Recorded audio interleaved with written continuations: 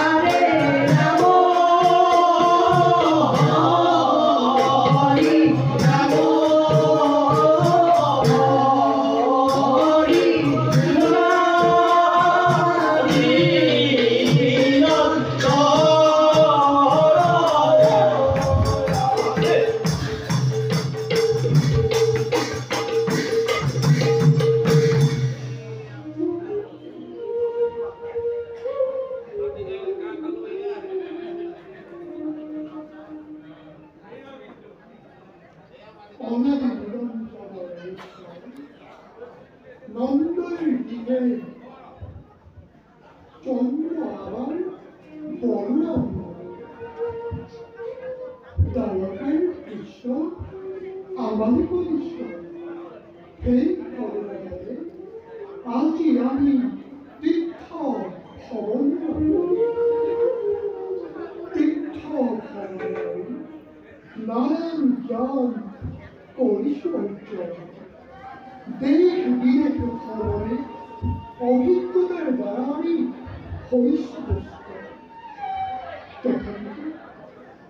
তথাপি তো মন আছে মন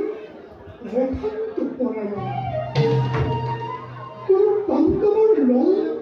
ওরা রক্ষণ ওই জানো ভাল করে এই রং অভাব ভাবতে বিরোধ পরিহার করি দুর্যোধনার স্নেহ নিরন্তন তীর্থবে শাস্ত্রমণিময় করিল নিরসন আজীবন মরণ অখান্ত পরায়ণতা দূর করিবার ভাবে যাব বিষয় নয় পুরুষোত্তম ক্ষেত্র সমবেচ্য বিরোধন লোক পরিচয় যাও এমন পুরুষোত্তম ক্ষেত্র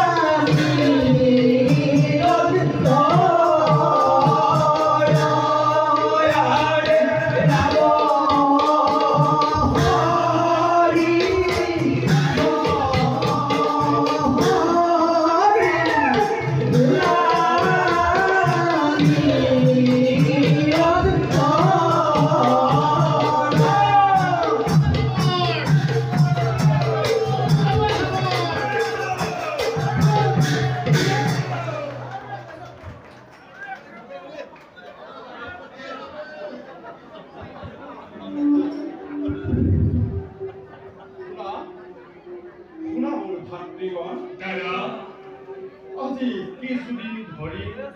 মোৰ মন একেবাৰে হৈছে কিয়াকো কোনোবাই যেন মোক কয় কানে কানে,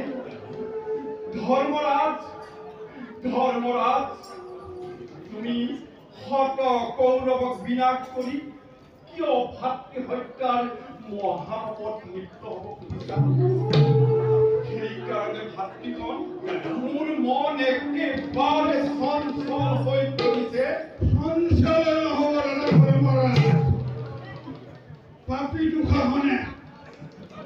অজস্ৰ নগৰীক ৰাজসভাৰ মাজত সোণেত ধৰি আনি যি অপমান কৰিলে,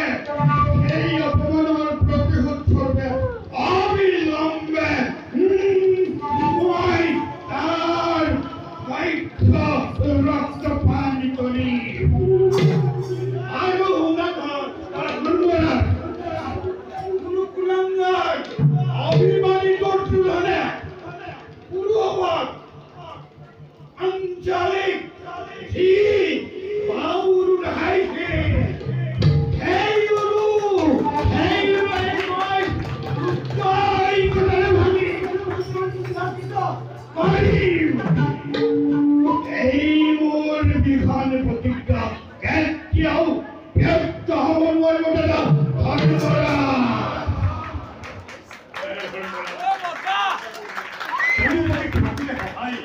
চিন্তা নাই ভাতৃ হত্যাৰ কাৰণে। চলে পৰে কিংবা কৌশলে সিহঁতক ধ্বংস কৰাই আমাৰ প্ৰধান কৰ্তব্য। গতিকে দাদা, আপুনি চঞ্চল নহ'ব, প্ৰতিশোধৰ কাৰণে অংগক্ৰিয় কৰক। দাদা, মোৰো সেই একেই মত। শত কৌৰৱৰ মান পৃথিৱীৰ পৰা লুপ্ত কৰাটোৱে আমাৰ প্ৰধান কৰ্তব্য। হয় দাদা, মই সেই শত কৌৰৱৰ নাম লুপ্ত হোৱাকৈ বাঞ্ছা কৰোঁ। মাত্ৰ আপুনি চঞ্চল নহ'ব। বেছ তেন্তে ভাতৃগণ, ব'লা আমি যাওঁ নিজ নিজ স্থানে। ব'লা যুদ্ধৰ কাৰণে অগ্ৰসৰ। কিন্তু মনত ৰাখিবা ভাতৃগণ, দাদা, কেতিয়াও যেন তোমালোকে ধৰ্মৰ পৰা বিচলিত নোহোৱা। আহা, যাওঁ আমি যুদ্ধৰ হাতেৰে। দাদা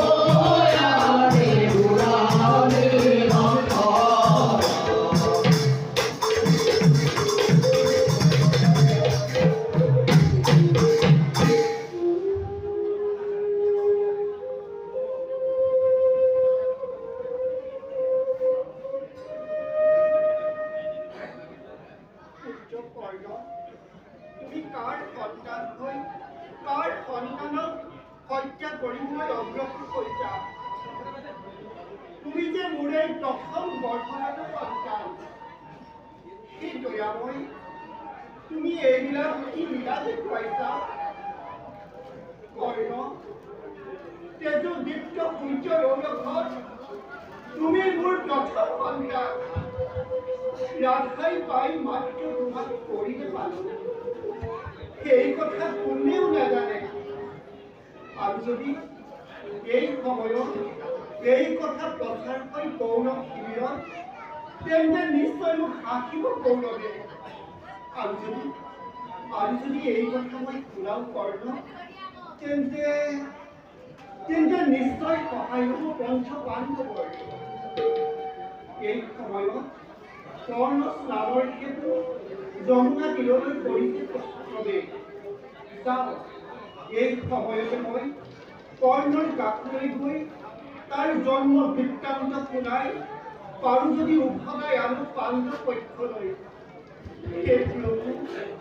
এই সংকট কালত তুমিয়েই আজি মোক উদ্ধাৰ কৰিবা প্ৰভু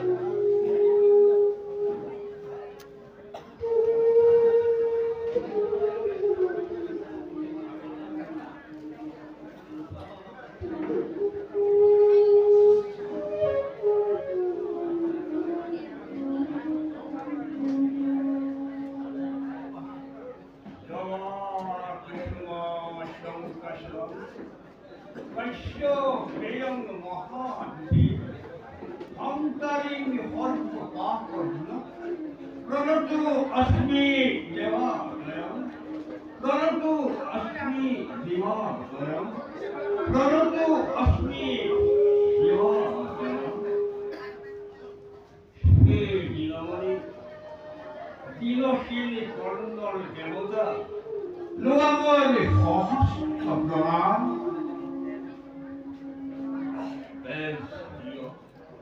শক্তি দিয়া বড় বৃক্ষ দিয়া প্রভু অনন্ত প্রভু জন্মই কাহিনীময় করিও না সেই হে দেউতা বিশ্বর প্রদীপ দম্নে সুন্দরীময় তোমারে আপনি ঘরে বড় তথাপি পদে পদে উপেক্ষিত নির্যাতিত হয়ে আর হয় তিরস্কারে পুরস্কার তাপত্রই বেশি তুমি জীবন্তি উজ্জ্বল ভক্ত অভ্যাসিত হয়ে বিশ্ব কুমার আর এই পুত্র ভজন সংস্কারের অভিশপ্ত হয়ে জন্মিত ধরা এতে লোয়াময় ভক্তি মন্ডলী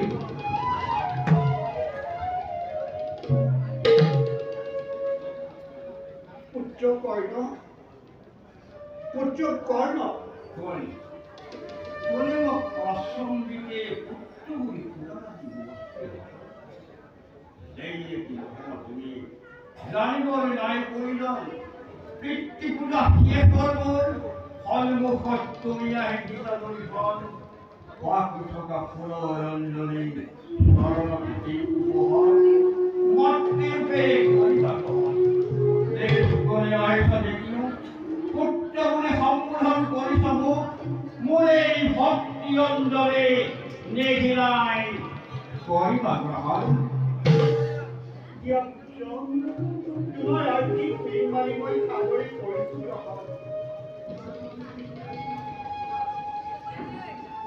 পাঞ্চম জননীময় চোৱা চক্ষু মেলি জননী পুত্র কি অকস্মাতে তুমি বিনা হয় বাচ্চা জানানে মন্দির অন্তর্গিনী হিয়ার মাজত আজি কি হয় জুই জ্বলিছে নানা নয় কিন্তু কুকুর অন্তর পুত্র কেজি দাবানল আজি মোৰ জ্বলিছে অন্তৰত কেজি দাবানল অসম্ভৱ পাত্ৰী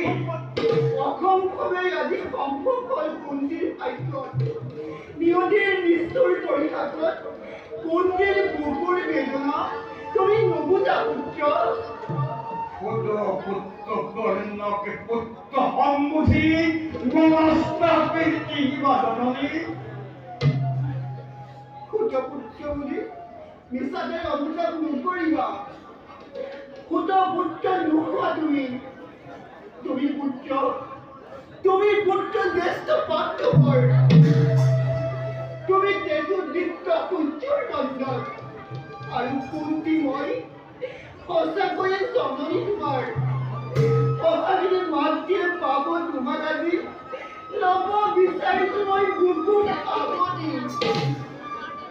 মাতৃ হৈ তুমি সংস্কৰণ সেই নিমিত্তেই জগতটো পাইছ এতিয়া কিয় উদযাচি আদি সত্যশীলা নিষ্কিনি কৰ্ণক যাচি মাতৃত্ব তোমাৰ মহিল কিশোৰাই সেই উৎসাহ কেনে সাজি দিয়া নাই মই অন্তৰত ঠাই এতিয়াও নৈ মোৰ ভক্তি অৰ্ধ পূজাৰ অঞ্জলি মাতৃ হৈ সুমন্ত পঞ্চ পাণ্ডৱৰ গৌৰাম্বিনী যশস্বিনী হৈ থাকা দেৱী পুত্ৰ দিন মই নাচা কিবা গাত মই কৰিছোঁ ত্যাগ কৰা পুত্ৰ যিমান সৰু বুলি ভাবিছা নিজক কিমান সৰু নোপোৱা তুমি দাতা কৰ্ম তুমি কোমল মিথ্যা উচ্চ শীৰ্ষ সীমান্তিৰ দৰে জ্যেষ্ঠ তুমি শ্ৰেষ্ঠ পাঠ্যবৰ সেই কথা নাভাবে নিবিচাৰ ওয়ালি পুত্ৰ পুত্ৰ অধীনতে ৰাখাৰ জনয় এই যে বই উপযুক্ত পুত্ৰ লাভ করি তুমি মুখ্য মারি গেল লোক করেন না ওই গরম দেয়নি অতি নিদারুণ নিকরণ ভাবে নিখন ক্রীড়া করিব তবেই বললে ক্রীড়া না ভাবিলা সেই লীলা গুণনা তুচ্ছ বাকি কই নিক্ষতে রাখিবে গেলে সেই শক্তি বিহিলাই পুত্র তোমার পুত্ৰ এই জগৎ তোমার নিশিনা খেয়াল করতে ইমান দয়া তুমি তুমি পেখাসি তুমি হৃদয় কিনা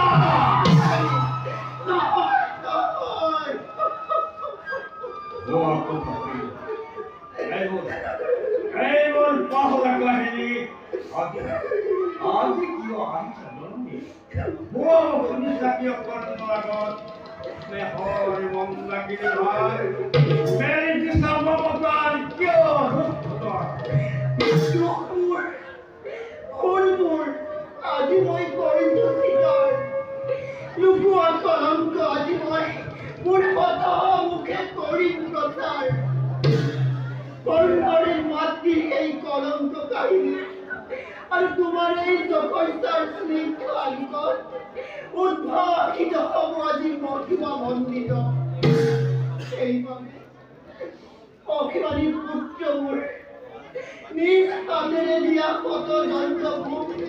নিজ হাতেৰে দিয়া শত যন্ত্ৰভূম আদি হ'ল তথাপি দোষবোৰ নিদি তোমাৰ দোষবোৰ নিৰবিচাৰ পুত্ৰ মই যে চিৰ ভাগ্যহীনা মই যে চিৰ ভাগ্যহীনা নতুন কিবা নতুন জন্ম পুত্ৰ হৈ কোনোবাতকে নবাৰুকে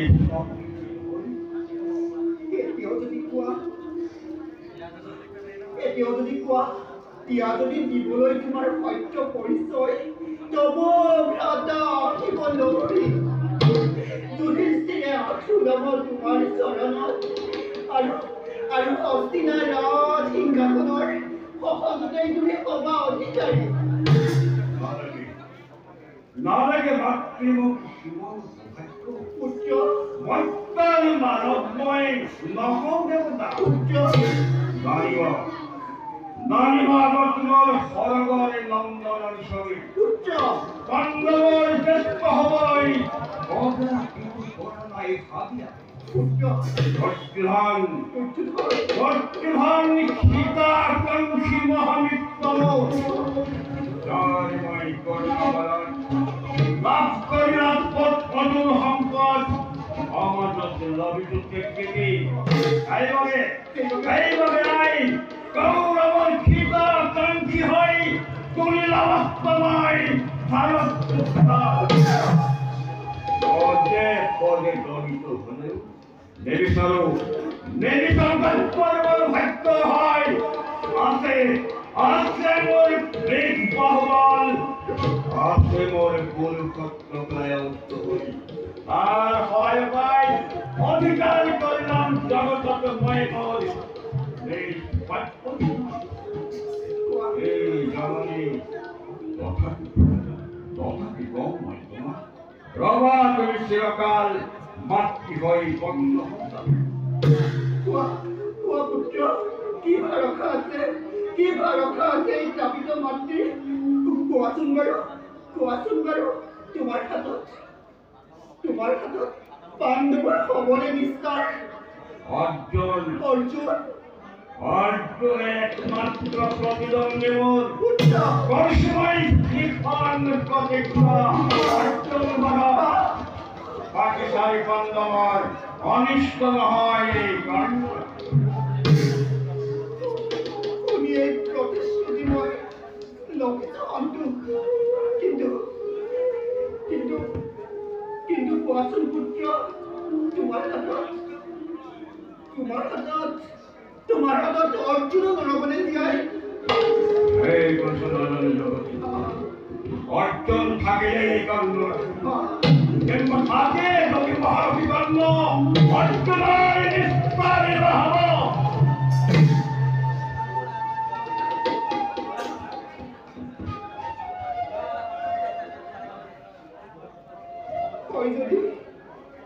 হয় যদি বিঘিনিবি তেনে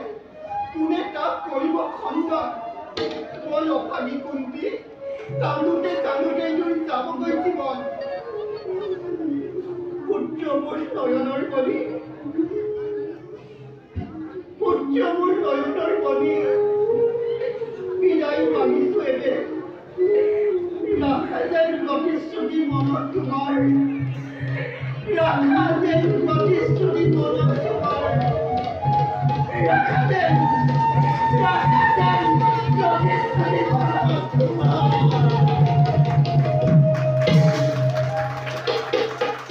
কাণ্ডৰ শীতৰ বাবে আদি অহিশিলা পাণ্ডৱৰ মংগলৰ বাবে তাকে পাই খুশি কৰা তুমি যোৱা যোৱা ৰাক্ষসী জননী ওকে থাকা পঞ্চপুত্ৰকে লৈ নালাগে ভগৱান জন্মৰ কাৰণে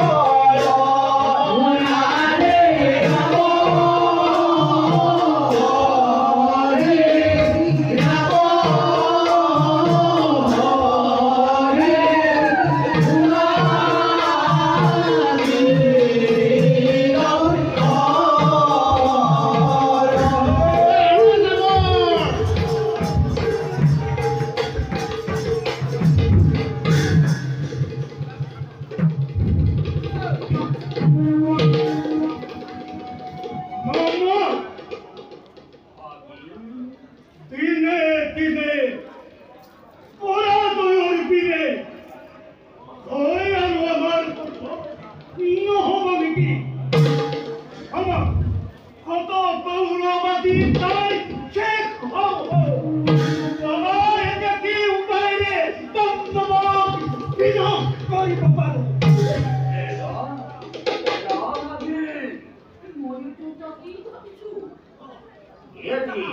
যদি কৰি শত কৌৰৱ শেষ হ'ল, তেতিয়াতে মুঠি পাণ্ডৱক বিনাশ কৰিব পাৰিম। পাৰিম বাবা, পাৰিম। চলে পৰে কিংবা কৌশল কৰিব বাবা। সেই কৃষ্ণ কেনেবাকৈ বাস কৰিব পাৰিলে আমাৰ সকলো চেষ্টা সফল হ'ব।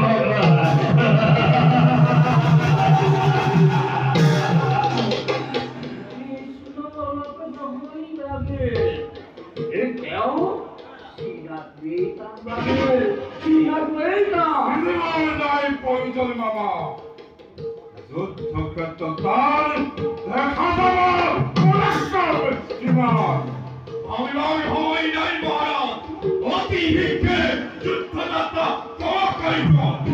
গুৰুপতি চিন্তা কৰিলে আৰু কি হ'ব? যুদ্ধযাত্ৰা আৰম্ভ কৰোঁ, যুদ্ধতেই সকলো হ'ব।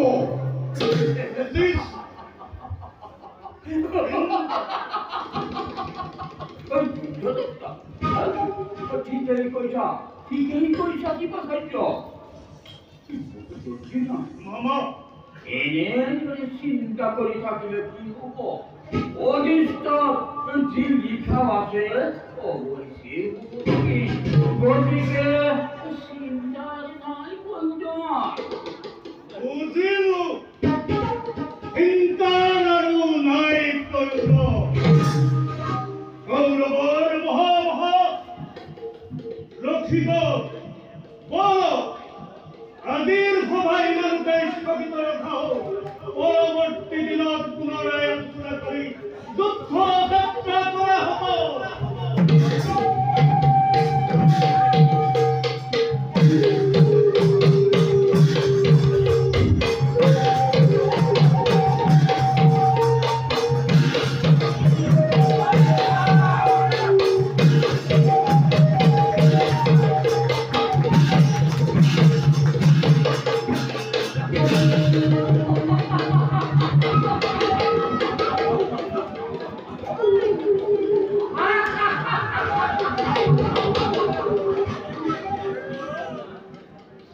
ইমান চেষ্টা কি অথলে যাব? ইমান কষ্ট পৃথিৱীৰে সহ্য কৰিব মোৰ জন্ম সাধনাৰ সফলতা হ'ব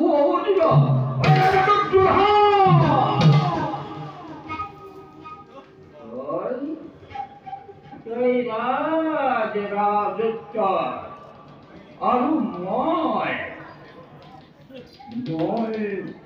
দিনহীন অন্নহীন। তুমি সতজীৱিত ভাতৰ ব্যস্ত আৰু মই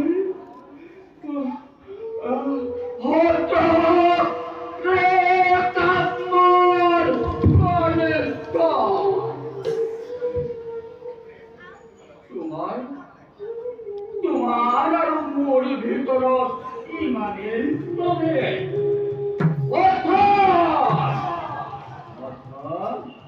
তুমি মোৰ ইমান মৰমৰ ভাবি আৰু মই তোমাৰ বুদ্ধিদাতা স্নেহৰ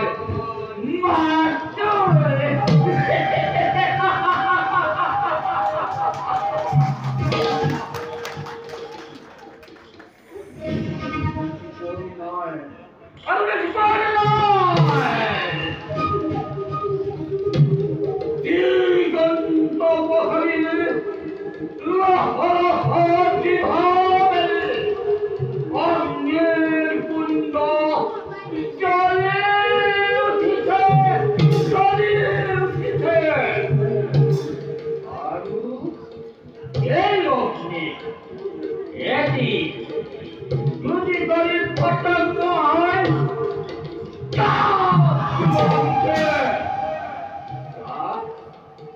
নিবারণ করিব কারো হাত ধরায় কারো হাত ধরায় নৃত্য বিকাশ করিব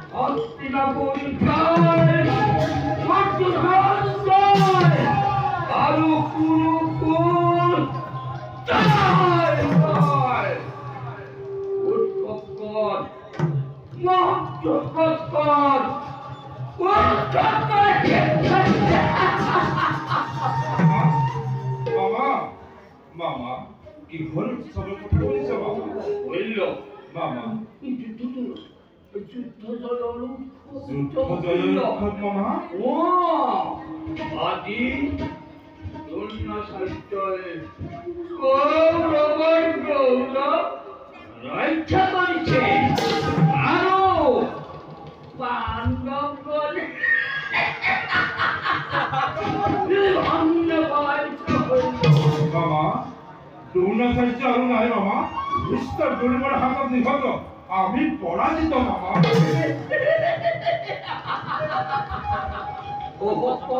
তুমি সুন্দর মিশা কথা কব জানা মিশা নহয় মামা এই সত্য কথা সত্য মামা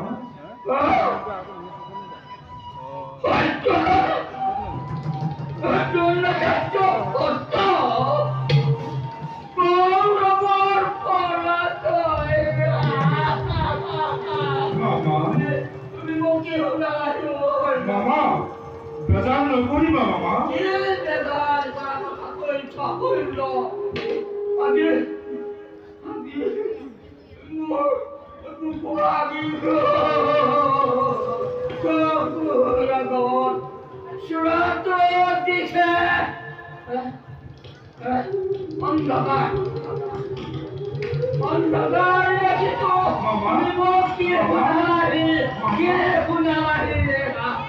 ধৈর্য ধরা মামা তুমি অধৈর্য হলে ধৈর্যের ফলত তুমি হাত তোলাব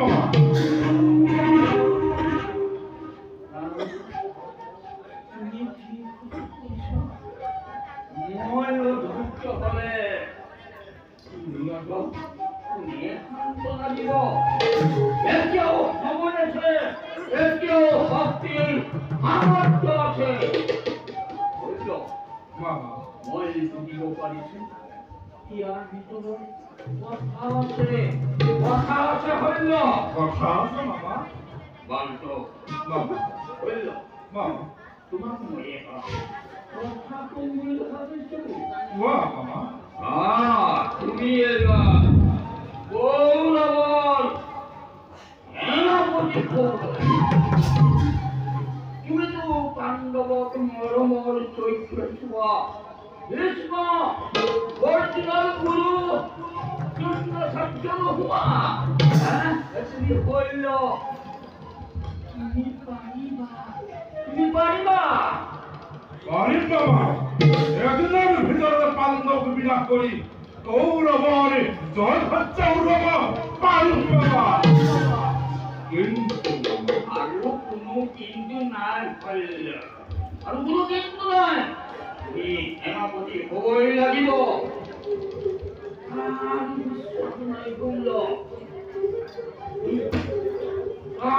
বিশ্বাস নাই তুমি বিধানৰ মান ৰক্ষা কৰিব লাগিব বাবা কতদিনে মই যুদ্ধৰ প্ৰতিযোগিতা কৰি আছো আৰু নকৰিম বাবা এইবাৰ কৌৰৱৰ প্ৰধান সেনাপতি হৈ পাণ্ডৱক বাবা বাবা তুমি পাৰিবা তুমি পাৰিবা বাবা কৰ্ণক যদি আৰু মহাৰাজে সেনাপতি পালে তেতিয়া কৰ্ণ এইদৰে তুমি কোনো চিন্তা নকৰিবা হইল বাবা তুমি সেনাপতি হবই লাগিব আমি ইয়াৰ পৰা যাওঁ ভাল বাবা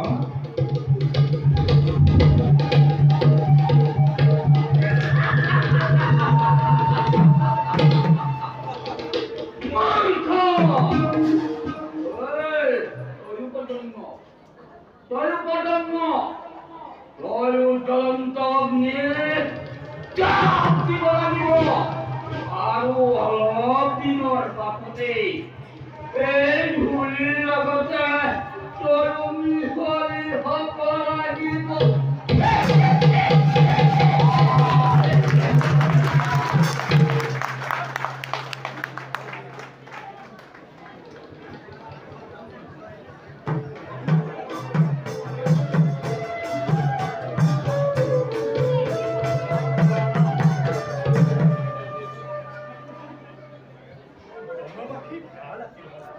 সঁচাকৈ সংসাৰীৰ ভোগ বিলাসৰ প্ৰাধান্য বনত নাই ৰাজত্বৰ বিষম চিন্তাই মস্তিষ্ক উত্তপ্ত নকৰে বনত সদায় শান্তি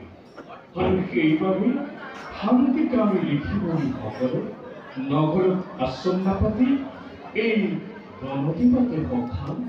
তেন্তে আত্মীয় স্বজনক বিনাশ কৰি লাভ কি ৰঘুপতি একো লাভ নাই তেন্তে কুৰুক্ষেত্ৰ ৰণৰ ইমানতে সামৰণি কৰক কুৰুক্ষেত্ৰ যুদ্ধৰ সামৰণি কুৰু পাণ্ডৱে পেলাব নোৱাৰে সকা কিয় বোধ কৰো ধৰ্মৰ বাবে ইয়াতে ধৰ্মৰ কথা কি আছে ৰঘুপতি ই এটা হত্যা বংশনাশ এটা বিৰাট ধ্বংসৰ প্ৰয়োজন হৈছে সভা ধৰ্মৰ মৰ্যাদা ৰক্ষা কৰিব পিতামহক হত্যা কৰা দুৰ্বল নিৰীক্ষকাৰীক হত্যা কৰা কি ধৰ্ম ৰঘুপতি প্ৰকাশ্য ৰাজসভাত সঠিক ব্যৱস্থা কৰা বালকক সপ্তমতে নিশংসভাৱে হত্যা কৰা কি ধৰ্ম ভাল কৰি উত্তেজিত নকৰিব নহয় অৰ্জুন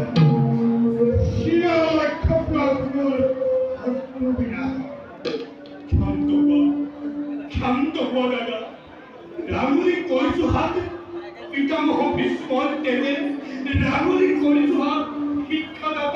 শিক্ষাদাতা গুৰু তেনে আৰু কিয় দাদা মোক ভাবিবলৈ দিয়া অৰ্জুন মোক ভাবিবলৈ দিয়া ভাবিছোৱা দাদা এশটা ভাতৃৰ মাতো আছে তোৰ কি বাকী সেই ভাতৃৰ গুলিত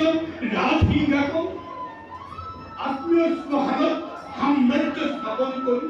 কিয় দুটো নৰক কিয় হেৰুৱাও ইহকাল পৰকাল ধ্বংস শেষ কৰি সহায় কোৱা কথা অৱশ্যে বৰ মিছা নহয় আপোনাৰ ভাই ককাইতকৈ ৰাজ্য ৰাজপাট ডাঙৰ নহয় কেতিয়াও নহয় কিন্তু সেই আপোন ভাই ককাই অচিনাকি সুতপুত্ৰ গন্ধ অযাচিত অংগনে দান কৰিব পাৰিলে পাণ্ডৱৰ নামখৰে 5খন গাঁও নাহিল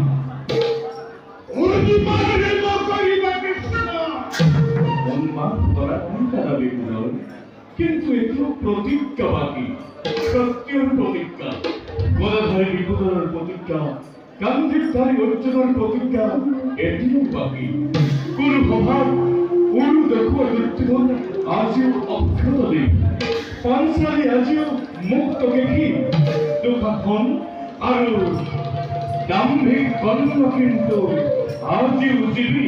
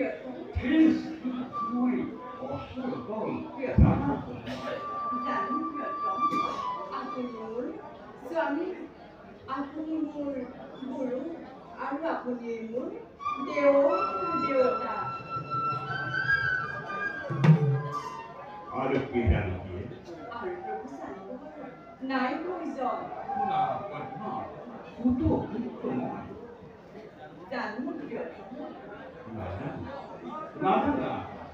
조금의 아시를 কিন্তু আতি হলো কোনতে করছো ব্যস্ত ভালো ও বহা মাতা আসলে মুখে দরকারি ওই গোল আদি প্রভাত রাখার লবণ করে লহয় ব্যস্ত করতে দৈব প্রথম কথা তোমার অনন্ত লীলা অপার করুণা করুণা নিজের প্রতারণা নহলে ব্যর্থ করে জীবন খোলাই গল্প শির পাতি লই লিখিলে অভিহার অন্তরের জগতিকা প্রাণ জানি হেঁটে দ্বিতীয় রাত রাতের ধরে করতে বাক্যে গরিব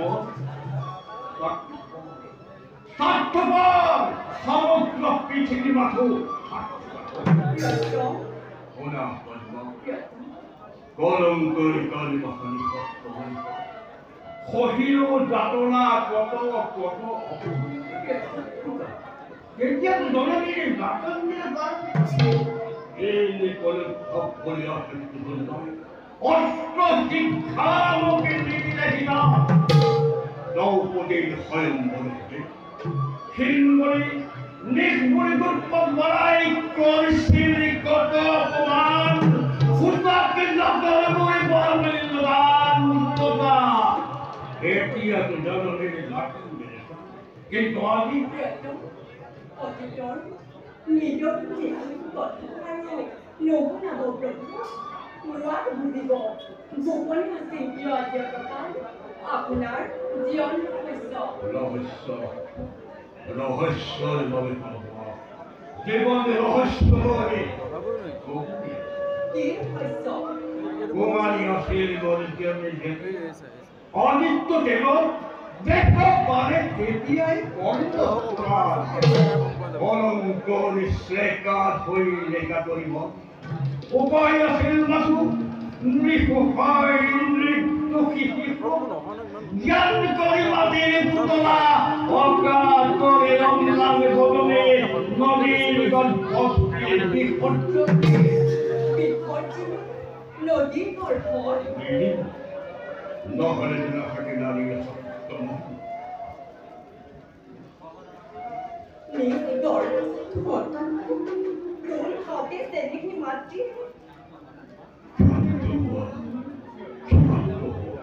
না